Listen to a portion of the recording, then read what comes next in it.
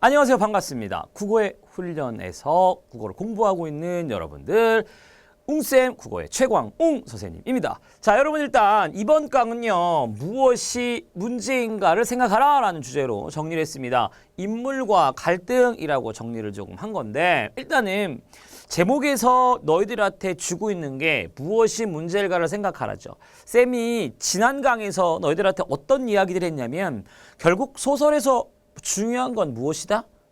어떻게 문제를 풀 것인가? 자, 결국 뭐 어떤 강의를 듣든지 간에 하나죠. 문제를 잘 풀고 싶은 거죠. 답을 얻고 싶은 거죠.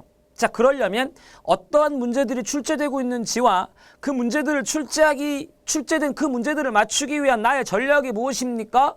그리고 그것에 해당하는 나의 연습이 어떻게, 나의 훈련이 어떻게 이루어집니다. 요거가 지난 강의 핵심이었다면 오늘부터는 구체적인 그 훈련을 같이 해보는 거야. 쌤과 함께 훈련을 하는데 쌤과 함께하는 그 훈련이 너희들 스스로 할 수 있는 개인적인 훈련으로 적용될 수 있었으면 좋겠어.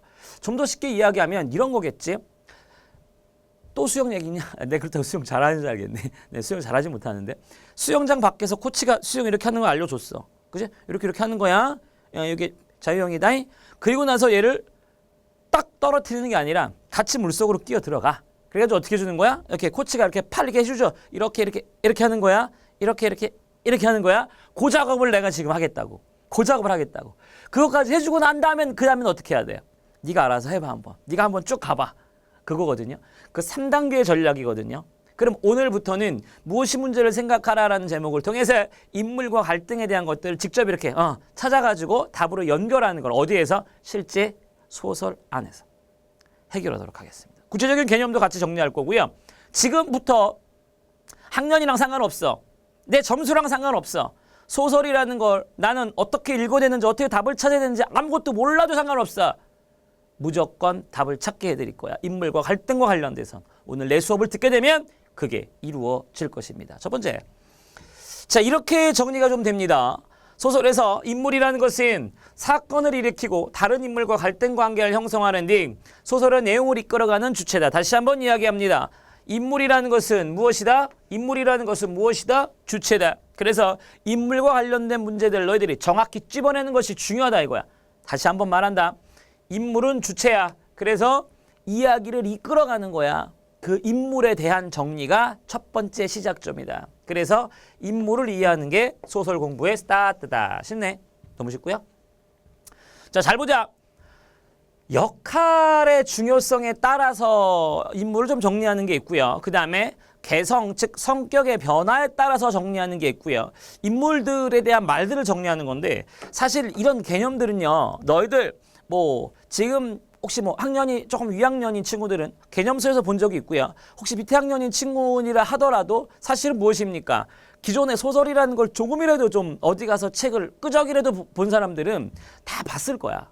뭐 주동인물, 반동인물, 소설에는 뭐 어떤 인물들이 있고 다 봤을 거야.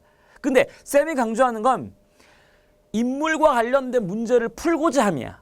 맞아? 그럼 풀어내고자 하려면 뭐가 있어야 될까?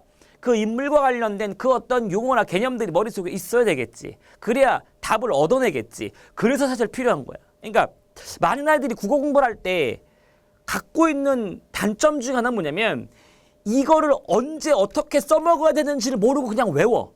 이거 외우라니까. 중요하다니까 그냥 외워. 이러면 안 돼. 그러니까 본인이 능동적인 공부는 다른 게 아니야. 보통 많은 선생님들이 뭐 능동적으로 해, 주체적으로 많이 하는데 다른 게 아니고요.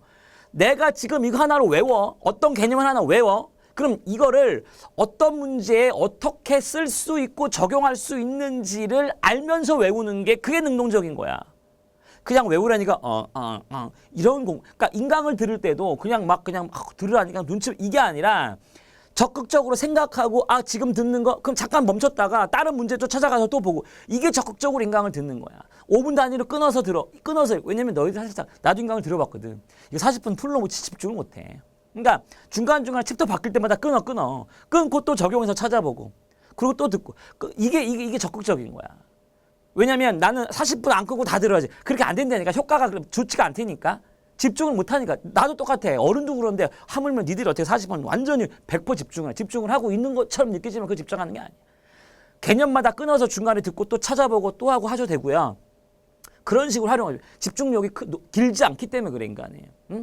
5분, 15분 안에 또 끊어야 돼. 잘 봐야 돼. 그러니까 지금 내가 하는 개념들은 어떻게 이해한다? 반동인물이라는 단어를 내가 지금 썼으면 이게 어떤 문제에 나오고 이런 문제에 나왔을 때 이렇게 써먹을 수 있는 개념적인 용어 정리로 받아들이고 그리고 그걸 실질적으로 소설에서 확인해 보는 걸로. 그게 바로 연습이고 훈련이라는 거야. 보자. 그럼 실제로 주동인물은 그냥 뭐야? 주된 움직임이야. 왜? 동이 움직일 동이니까. 어렵게 생각하지 마. 국어의 말은요. 그냥 말 그대로 그냥 머릿속으로 집어넣으면 돼. 어렵게 가려고 하지 마. 돌아가려고 하지 마. 직접 다이렉트로 가. 주된 행동을 하는 게 주동인물이고 반동은 반대되는 행동을 하는 게 반동인물이지 뭐. 그런데 보통 아이들이 뭐 이런 거 나오면 이걸 막 밑줄을 긋고 앉았고 막 외우고 막 뭐. 반동과 주동은 어떻게 달라요?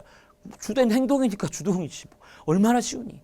선택지 어떻게 나오는 거야? 다 미소설에서 A에 대한 혹은 땡땡 밑줄치 누구에 대한 인물이 알맞은 것을 고르시오라고 해놓고 선택지에 뭐라고 나와?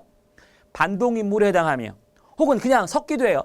주동인물과 반동인물 행동을 통해 어쩌고 저쩌고 이렇게 나와. 그랬을 때 별거 아니라는 거죠. 이야기를 끌어가는 사람들 혹은 이야기에서 가장 주도적으로 이끄는 것, 작가가 표현하고자 하는 주제가 있어야 돼. 작가가 표현하고자 하는 주제가 나오는 걸 이제 우리가 주동인물이라고 해. 작품의 주인공이라고 생각하시면 되고요. 반동인물은 그게 뭐야?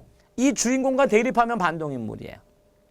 내가 이제 이런 얘기들을 많이 이야기를 하는데 여러분 그 이제 뭐 그 만화 영화 중에서 카츄 좀 옛날 만화인데 카츄 피카츄가 주동이라면 반동인물은 로켓단이야. 라이츄가 누가 또 라이츄라고 그러지. 라이츄는 아니라 반동인물은 로켓단인 거죠. 머릿속에 확 꽂히죠. 그죠? 피카츄, 로켓단. 이런 느낌이야. 주인공과 주동인물과 반동. 끝. 쉬워. 그러면 자 소설로 가보자. 이게 지금 무녀도인데 여기 이제 앞부분 줄거리를 떨어뜨려줬어요.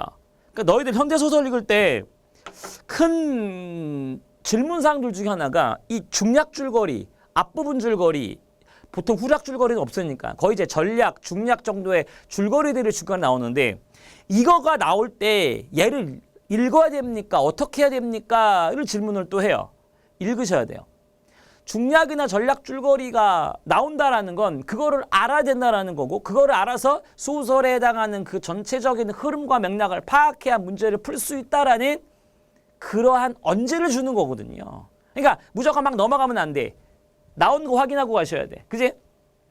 봐봐. 무속을 섬기는 무당 모화의 아들인 우기가 그럼 무속을 섬기는 무당은 이 모화입니다. 우기가 아니다.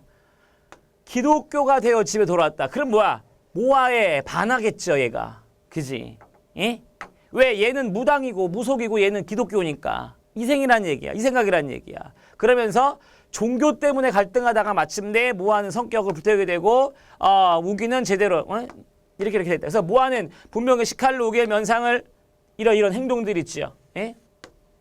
면상을 겨누어 치료했다. 그러면서 이 서술에 저부터 기울어져 봉창이 어전. 우기는 봉창. 그럼 이게 결국은 뭐란 얘기야?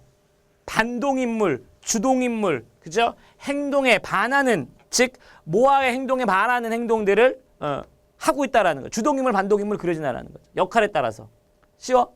그죠? 그려져. 그래서 마지막에 어떻게 좀 찾기만 하면 돼. 자, 두 번째. 성격에서 개성의 유무야. 그러니까 여기서도 다른 거 필요 없이 전형이라는 말이 있고 그다음에 두 번째 뭐라고 하면은 개성이라는 말이 있어. 다시 전형이라는 말과 개성이라는 것만 기억해. 자, 그러면 주동, 반동, 전형, 개성. 그럼 끝났네. 전형과 개성이 뭐란 얘기야? 개성은 개인적인 성질. 자, 다시 개성은 개인적인 성격. 즉 아주 개인적인 성격이니까 아주 독특한 개인 캐릭터라고 생각하면 돼.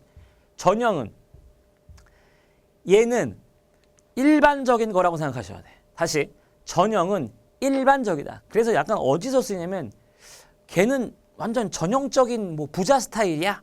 얘 전형적인 범생이야. 이렇게 쓰이잖아. 너희들이. 걔는 스타일이 전형적인 약간 또라이야. 뭐 이런 것도 있잖아. 그때 쓰이는 거야. 전형적이라는 것은 매우 일반적이라는 거잖아. 그지? 그래서 계층이나 그 사회를 보편적 성격을 보편적 성격을 띈 거고 또 하나는 뭐다? 대표하는 것이다. 보편적 성격을 띠면서 대표하는 것이다. 일반적인 것이다. 끝. 쌤, 이게 소설에서 어떻게 적용이 되는데요? 중요한 건 적용이야. 응? 우리가 이걸 왜 하고 있냐고. 문제 맞추려고 하고 있는 거야. 에? 중요한 건 적용이야. 실질적으로 어떻게? 소설이 있단 말이야. 그럼 우리는 어떤 걸 보고 이게 전형적인 인물인지 개성적인 인물인지를 확인할 수 있을까? 그 성격의 개성적인 건데 시대적인 상황이랑 맞물리는 게 매우 중요합니다. 시대성이라든가 아니면 그 작품 속에서 그 인물의 행동이 그 시대를 대표하는 계층을 나타내는 인물이어야 돼. 그게 그려. 이게 조금 그래서 어려울 수가 있어. 그러니까 정말 개인적인 거가 아니라 예를 들면 일제강점기 혹은 뭐 이제 뭐 광복 전후 그 다음에 어떤 뭐 이런 우리 역사적인 상황들이 있잖아. 보통 그때 인물들이 많고요. 그때 드러나는 인물들은 전형적인 인물들이 굉장히 커요. 뭐 지식인들을 대표하는 인물 혹은 하층민을 대표하는 인물 이런 인물들이 바로 전형적 인물이라는 거야. 반대로 개성적 인물은 어떻게 되는 거야?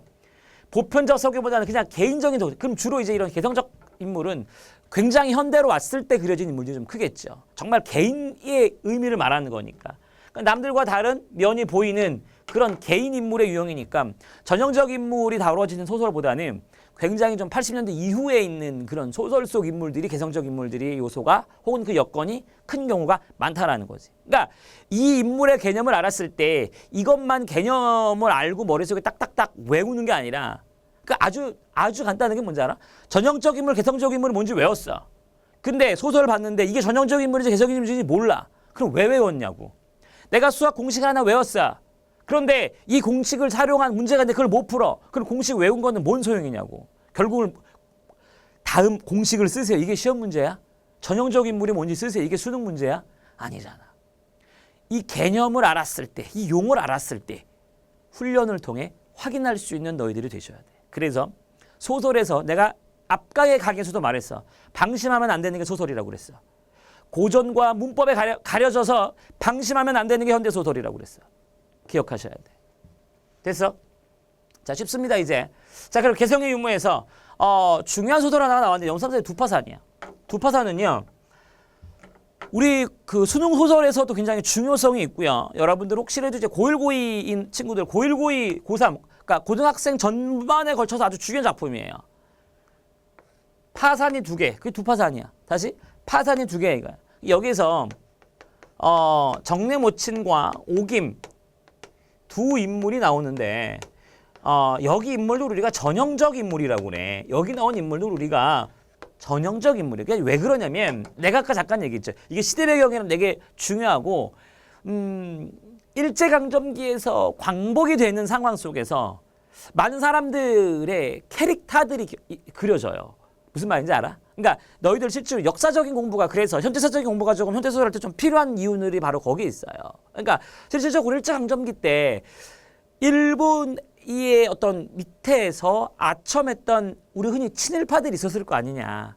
그지? 우리나라에 있었을 거 아니냐. 그런데 광복이 되면서 이들의 행위라는 얘기야. 물론 정말 죄송합니다. 제가 미쳤었나 봐요. 저 혼내주세요. 이런 사람들도 있었겠지만 상당수의 사람들은 우리나라가 광복이 되고 나서 덜덜덜 떨었죠. 왜냐하면 자신들이 일본 치하에 있었을 때 거둬들인 재산이 환수되고 그지 깽깽이가 될 것이고 그 많은 비난과 순환을 겪게 될 것에 대한 어떤 무서움.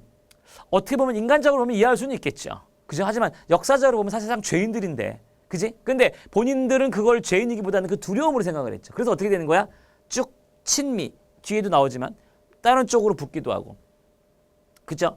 그런 어떤 인물들이 존재하고요. 그 다음에 또 여성들의 경우에 일제강점기가 진행되면서 어떤 새로운 교육, 신식 교육을 받게 돼요. 그러다가 광복이 되고 그 다음에 물질이라는 것들이 들어오면서 물질 만능주의에 빠지면서 자신들의 개념과 생각이 또 바뀌게 돼요. 그런 계층들. 이러한 요소와 사람들의 군상들을 그린 작품들이 일제강점기를 비롯하여 광복 전후로 그린 우리의 소설들이고 거기 대표적인 것들이 이제 뭐 껍빛단이라든가 염삼석의 두파산이라든가 이런 필수 현대 소설들이 있어요. 그러니까 그런 것들은 좀 정리를 해주셔야 돼. 그런 것들은 좀 정리해 주셔야 돼. 그러니까 기본적으로 우리가 소설 전략, 문제를 맞추기 위한 소설 전략에다가 꼭 알고 있어야 되는 현대소설 기본 파트들은 장착을 시켜놔야 너희들이 무언가를 풀 수 있다라는 거지. 무슨 말인지 알겠니? 그러니까 우리가 기본적으로 어떤 전쟁 같은 걸 하거나 뭐 싸움 같은 거, 싸움이라고 하면 좀 그런가? 무기는 몇 개 갖고 있어야 될 거 아니냐. 칼 하나 차고. 그 다음에 여러분 영화 봤잖아. 싸울 때 어떻게 해? 메인 총 있고 그다음에 이런데 뭐 손매 같은데 칼 몇 개 좀 숨겨놓죠. 급할 때 촥 해가지고 뭐 나오는 거 뭐 그런 거 있잖아. 알아주셔야 돼. 그래서 여기서 실제 이 오김이라는 여자는 우리가 무슨 파산? 두 개의 파산이라고 했잖아. 얘는 이제 경제적인 파산을 하고요. 정내모치는 오김이 정신적인 파산, 죄송합니다. 오김이 정신적인 파산을 하고요. 정내모치는 경제적인 파산을 해요. 얘는 이제 돈이 망하고, 얘는 돈은 있는데 누구랑 결혼을 해요? 일제강점기 때 좀 잘 나갔던, 돈은 좀 있었던 영감탱이랑 결혼을 해가지고 정신적으로 파산을 하게 되죠. 그래서 계층적인 혹은 그런 전형적인 모습을 보여준단 말이야. 예를 들면 여기서도 그래 돈 갚는다는 거야 안 갚을 작정이야 새도 좋고 서방도 믿고 남도 때문에 어찌하나 이런 대사가 이 인물이 가지고 있는 전형적인 모습을 보여주는 모습이라는 거죠. 나왔죠? 네 영감은 어째 점점 더 젊어가니 새롱새롱 60일 두 인물의 대응 혹은 다시 두 인물의 대등한 모습이 전형적인 모습으로 그려지는 것이다. 그거 하나만 기억하시면 좋겠네. 자, 그 다음에 성격 변화. 자, 요것만 하면 인물은 끝이에요.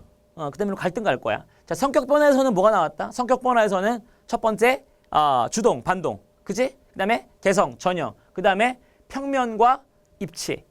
요 말만 알고 있으면 끝나요. 요 말만 알고 있으면 끝나요. 그래서 평면적인 거는 성격의 변화가 없는 걸 우리가 평면이라고 해요. 쉽죠? 주로 어디겠니? 주로 어디겠니? 고전. 소설의 작품들이 많겠고요. 자, 입체라는 것은 성격의 발달하고 변화하는 거. 주로 어디겠니? 현대. 그러니까 윤여성은 주로 이제 현대 소설 속의 인물들의 특징은 매우 입체적이면서 개성적이다라는 것들 하나 좀 기억하시면 좋겠고요. 그다음에 이제 전형적이면서 그다음에 또 어떻다? 전형적이면서 또 매우 어떤 인물, 평면적인 인물들. 요건 이제 고전 소설이 많은데 이 다 그런 건 아니에요. 달라. 어떠한 그 인물의 특징과 전형을 보여주는 경우과 관련된 게 뭐야? 그게 바로 이제 인물의 특징이라고 정리가 될 수 있다는 거죠. 그래서 인물과 관련된 평면인지 개성인지 입체인지 이런 것들에 따라서 활용해 볼 수 있으면 된다는 거지. 괜찮지? 자, 그러면 성격 변화와 관련돼서 좀 중요한 요소들을 좀 말씀드리고 싶은데 하나는 뭐냐면 성격 변화의 여부에 따라서 성격 변화에는 이 필연성이 있다라는 말이 하나 있어.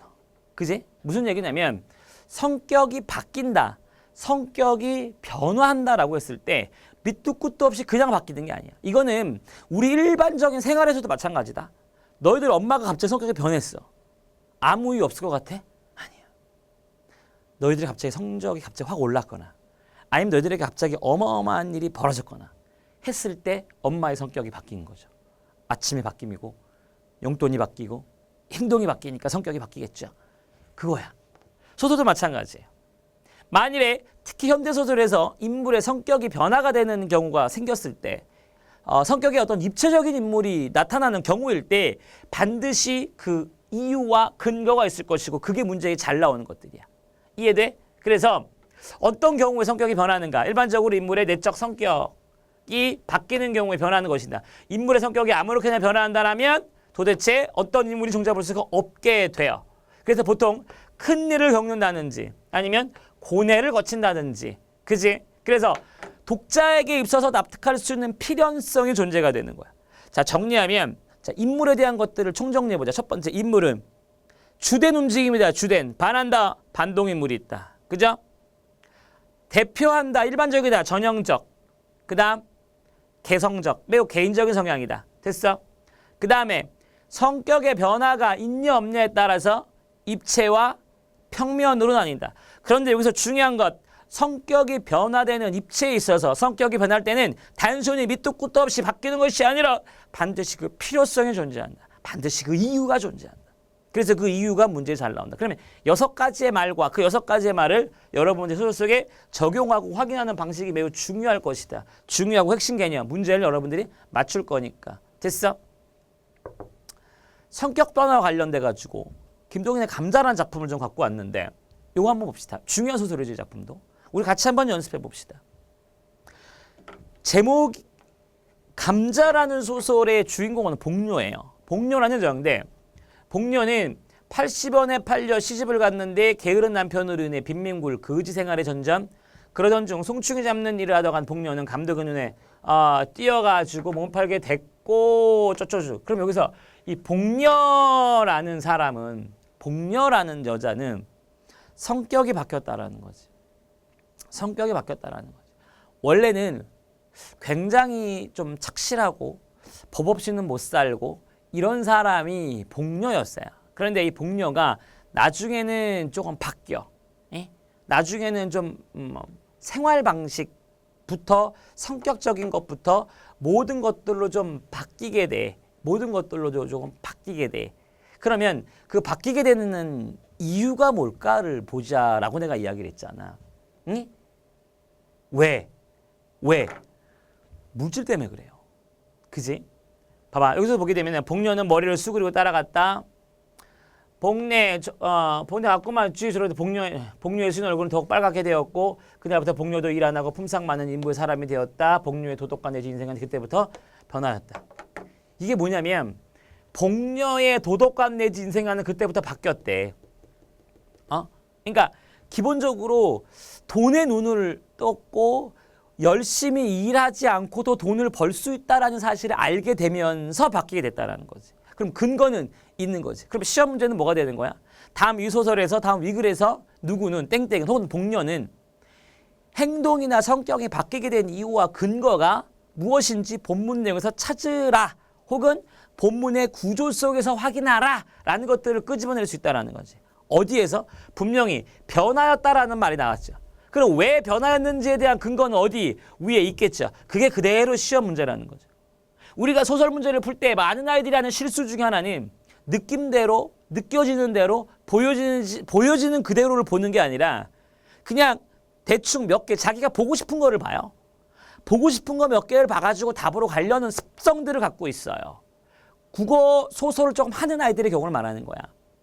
만일에 아예 그런 게 1도 없어. 그럼 나랑 같이 시작하면 되고 나는 그럼 잘못된 습관들이 조금 잡혀져 있어. 그럼 나랑 바로 잡으시면 되고 나는 너무 완벽한데요. 완벽하면 분명히 실수가 있을 거고 허점이 있을 거고 그 허점을 나랑 잡으면 되는 거고 어떤 아이들인지 선생님의 강의를 똑바로 듣고 훈련하시기 바랄게요.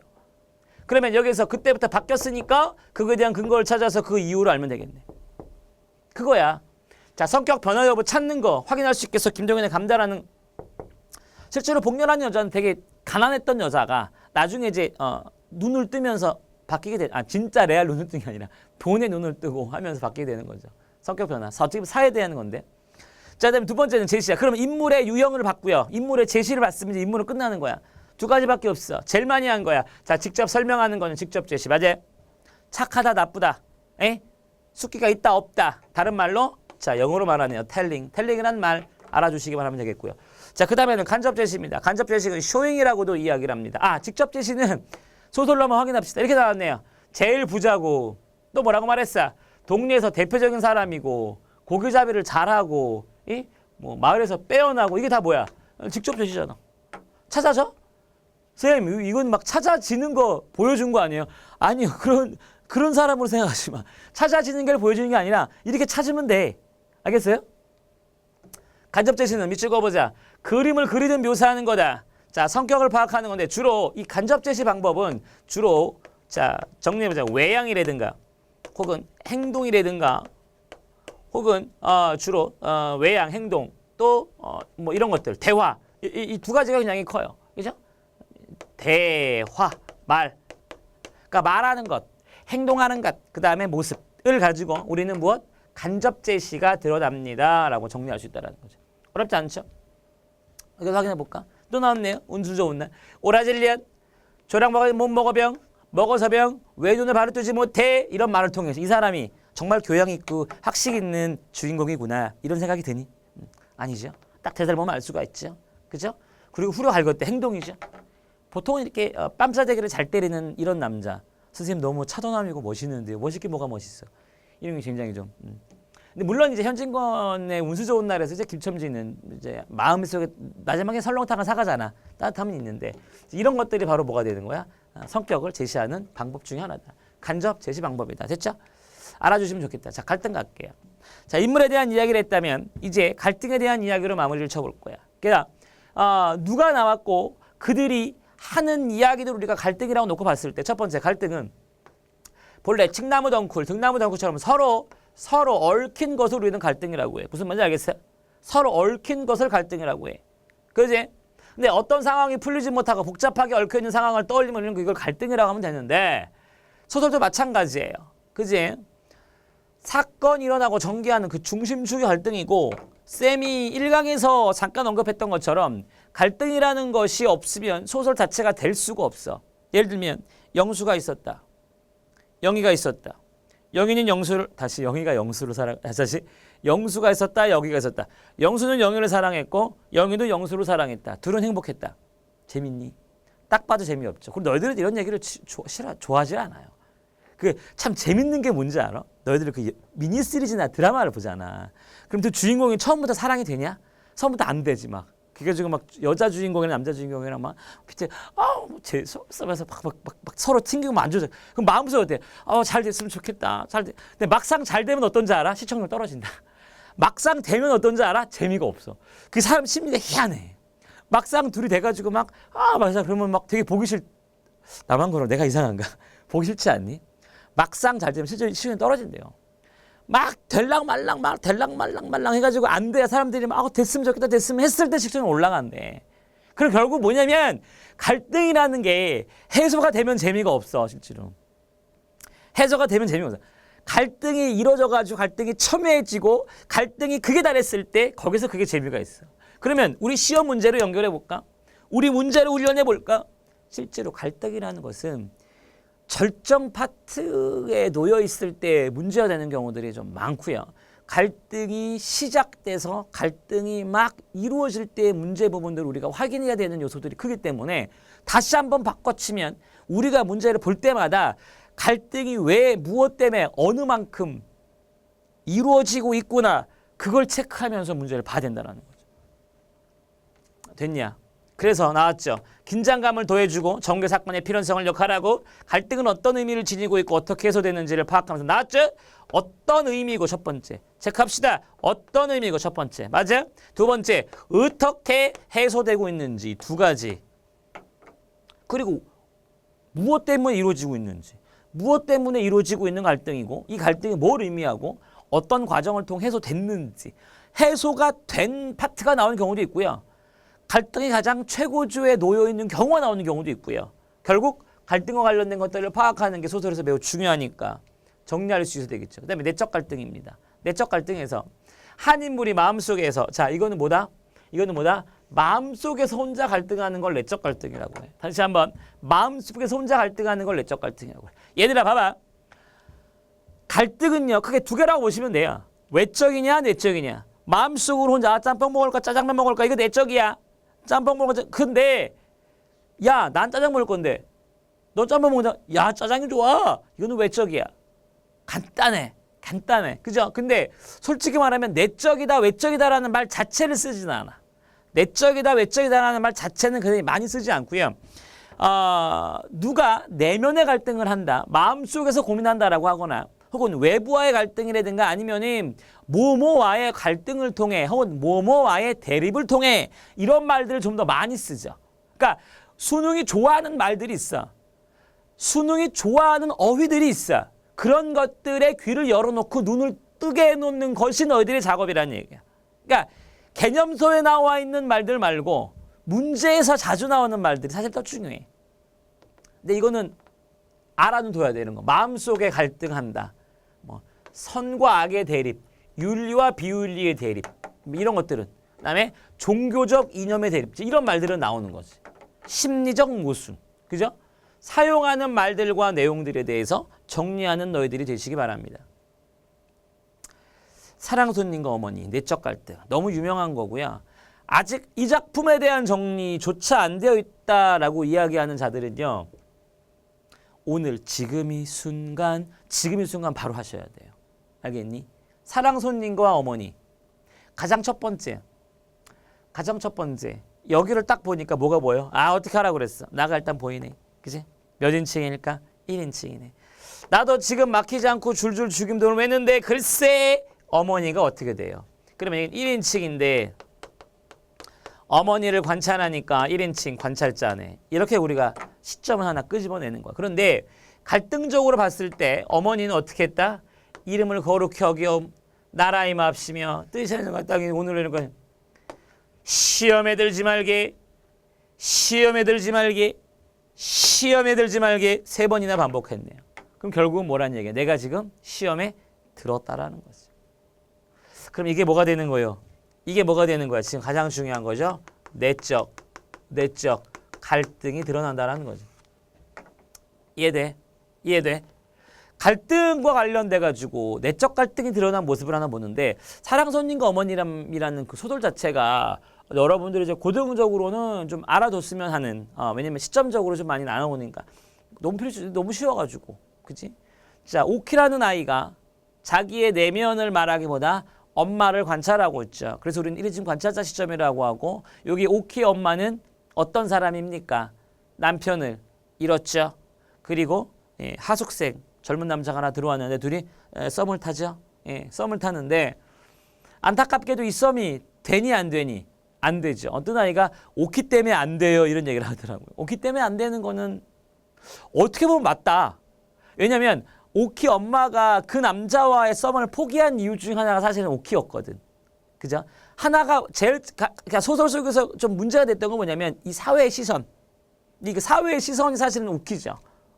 왜냐면 난 너 하나면 돼, 너 하나면 돼 그러면서 이제 결국 남자를 포기하잖아. 그지? 그런 것들. 그래서 인물에 대한 요소들을 확인하고 정리하는 게 매우 필요하다라는 것들을 다시 한번 너희들한테 강조드릴게요. 자, 외적 갈등입니다. 외적 갈등에서 좀 기억하셔야 되는 것들은 나왔죠? 외부적인 요소와의 대립이다. 그럼 인물과 인물에서 어떻게 정리되는 거야? 가장 많이 나오고 가장 흔한 거예요.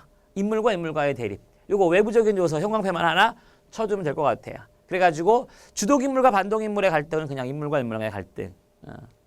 그 다음에 두 번째는 사회와의 갈등인데 자 이거 체크합시다. 억압적 사회 환경과 맞추면서 갈등한다. 자 이거는 보통 어떤 거냐면 인물이 나오고 배경이 되는 사회가 반드시 제시돼야 돼요. 그게 이제 시대적 배경이든 무엇이든 배경이 되는 사회적인 모습이 진행이 돼야 되고 그 배경이 되는 사회적인 모습과 화자와의 마찰과 갈등과 대립이 존재해야 돼. 그랬을 때 우리는 이거를 인물과 사회와의 갈등이다 혹은 요소다라고 정리를 합니다. 그죠? 그 다음에 인간과 자연 사이에서의 갈등인데 자 자연은 인간의 혜택을 제공해 주지만 때로는 자연으로부터 어떤 그 시험에 들 때가 있어요. 특히 이제 농경 사회에서 즉 농가에 지내는 어떤 인물 뭐 대표적으로 뭐 사하천이라든가 이런 작품들을 보게 되면 인간이 자연 재해 같은 것들로 인해서 괴로워지게 되죠. 그런데 이거는 기술률이 그렇게 높지가 않아요. 그래서 보통은 이제 인물과 사회 요 정도가 좀 중요하니까 그 정도만 알면 되고 그 다음에 요거는 소설적으로 인물과 운명에 대한 갈등을 가르는 그러니까 기출이 상당히 많이 돼요. 알아뒀으면 좋겠어. 바로 너희들 좀 유명한 작품이네요. 바로 운명이 아니라 그 영마죠 영마. 김동리의 그 영마라는 작품이에요. 근데 김동리의 영마라는 작품에서 이제 이런 게 있어. 뭐가 나와 있냐면 여기 아들의 뼈만 남았다. 그리고 한 달 달포 너무 난 뒤였다. 성기가 좋아하는 여러 가지 산나물 화개골 연달아 있었고 어머니나 옆 하나나 맞춰지 라면서 끝났거든요. 그러니까 그 이제 옥화라는 엄마의 아들이 성기인데 성기가 타고난 운명이 이걸 우리가 이제 팔자라고도 해. 성기가 타고난 그 팔자가 돌아다니면서 살 수밖에 없는 정착하여 살 수 없는 그런 팔자 및 운명을 타고났죠. 왜냐하면 옥화의 남편도 그렇고 옥화의 아빠도 그래요. 장돌뱅이처럼 최장수 이제 떠돌아다니는 사람이 이제 자기의 핏줄이다 보니까 자기가 난 아들 성기만큼은 정착하는 생활을 하기를 원했죠. 그랬는데 어느 날 바로 개연이라는 한 아리따운 여자를 데리고 와서 둘이 썸을 타기 시작했죠. 결혼을 하려고 했는데 그래서 옥화는 브라보 찬성을 했죠. 왜? 결혼을 하면 정착을 할 것 같으니까. 그런데 알고 봤더니 그 개연 성기가 데리고 온 그 여자가 핏줄이 누구예요? 여기서 빠라바 옥화의 이복 동생이에요. 즉 무슨 선생님 뭔 소리예요? 성기의 이모죠. 그러니까 옥화의 아빠 최장수가 다른 데 가가지고 젊은 눈치 들고지 모르겠지만 어쨌든 새로 또 난 거죠. 그래가지고 나온 이제 성기랑 안 되잖아. 그래가지고 옥화가 그 사실을 모르면 몰랐는데 안 이상 어떻게 되니? 사실 이것도 어떻게 보면 이제 운명적인 거죠. 성기야, 너랑 개연이랑은 안 돼. 근데 성기가 아니요, 저는 사랑이 중요해요. 그랬으면 되는데 아니죠. 성기는 어떻게? 옆팔 하나 맞춰주. 이게 무슨 뜻이야? 엿장수가 무슨 뜻이니? 엿장수가 돌아다니면서 살겠다라는 거죠. 정착하지 않겠다라는 거죠. 자신의 운명을 받아들이겠다라는 거죠. 자신의 운명에 순응하는 걸로 마무리가 돼요. 그럼 이게 뭐야? 이 문장이 갖고 있는 게 뭐야? 자신의 운명을 받아들이고 순응한다라는 걸 알려주는 문장인 거야. 알겠어? 정리합시다. 그러면 주된 갈등 구조로 마무리하면서 갈등을 마무리해보자. 제일 먼저 현대소설에서의 주된 갈등 구조. 이걸 하나 알고 있잖아요. 지금 요 부분을 알고 있잖아요. 너희들은요. 갈등과 관련된 어떤 문제든지 간에 다 맞추게 되는 여러분들이 됩니다. 갈등과 관련된 모든 문제는 맞추게 되는 여러분들이 됩니다. 첫 번째, 사회구조 갈등이에요. 가장 많은 게 일제강점기죠. 그 다음에 자본주의죠. 그 다음에 사회적인 어떤 모순과의 어떤 그 괴리에서 오는 사회주 구조와 관련된 갈등이 하나. 그러니까 소설을 볼 때 지금 너희들 머릿속에 있는 질문을 내가 말해볼까? 쌤, 뭐 갈등이 중요한 건 알겠는데 갈등을 어떻게 찾아요? 갈등이 안 보이면 그냥 끝 아니에요? 지금 너희들 머릿속에 있는 질문일 거야. 내가 알려준다고. 현대소설에서 나눠지는 일반적인 갈등의 요소를 알려준다고. 그럼 그 중에 하나일 거 아니야. 그럼 되는 거 아니야? 사회구조라는 거야. 그다음에 있는 자와 없는 자, 신분이에요. 그죠? 빈부격차예요. 그지? 이런 게 갈등은 있는 자와 없는 자의 갈등. 그다음에 뭐야? 없는 자가 있는 자한테 저항한다라는 거죠. 그죠? 조마이섬의 이야기, 머리톱 이야기 같은 경우 거기 들어가는 거죠. 그죠? 이념. 여러분들 광장이라는 작품 기억납니까? 광장이라는 작품에서도 마찬가지예요. 남북 간의 이념, 바로 이데올로기의 갈등이라고 정리되는 거야. 이데올로기의 대립. 그죠? 그다음에 비인간적인 것과 인간적인 것, 선과 악의 대립으로도 하고요. 기계주의, 폭력, 전쟁, 물질 만능, 이 모든 것들이 바로 비인간적인 것과 인간적인 것의 대립이라는 거죠. 그러면 대립 구조가 갖고 있는 요소들과 모습들을 보는 마지막은 뭐가 되는 거야? 옛 것과 새로운 것. 전통과 신식도 될 수가 있겠고요. 그죠? 옛 것과 새로운 것의 대립. 이건 현대소설, 그러니까 현대소설 중에서도 매우 좀 현대로 왔을 때 요소들이 좀 많아요. 전통과 토속, 외래적인 것과의 어떤 충돌, 외래 문화, 현대 지금 우리 전통 문화의 충돌, 뭐 진보와 어떤 보수, 뭐 이런 것들에 대한 요소들이, 그러면 갈등으로 그려지고 있는 갈등적인 요소에 어떤 것들이 있는지 지금 내가 말씀드린 것들 중에서 다 모두 확인이 된단 말이야. 갈등적인 부분들에 있는 요소들을 확인을 하면 이것들 중에 하나니까 갈등이 보일 거 아니야. 찾을 수 있을 거 아니야. 맞아? 쌤이랑 오늘 뭐 정리했어? 인물 정리했어. 소설이랑 확인해봤어. 그러니까 인물의 성격, 변화 유무, 인물의 개성적인 것, 그 다음에 인물을 제시하는 것 확인했어? 그 다음에 사건에서 갈등의 종류와, 그지? 그 다음에 갈등의 어떤 주된 요소와 구조가 무엇인지 됐어? 그러면 인물과 갈등과 관련된 모든 문제들이 너희들 머릿속에 들어올 거고 그것이 풀어지게 될 거고 그것이 연습하게 될 거야. 하셔야 돼. 훈련하셔야 돼. 알겠니? 그래서 모든 문제들이 풀어지는 너희들이 되기를 간절히 응원할게. 다음 강에서 만나도록 하겠습니다. 수고하셨습니다.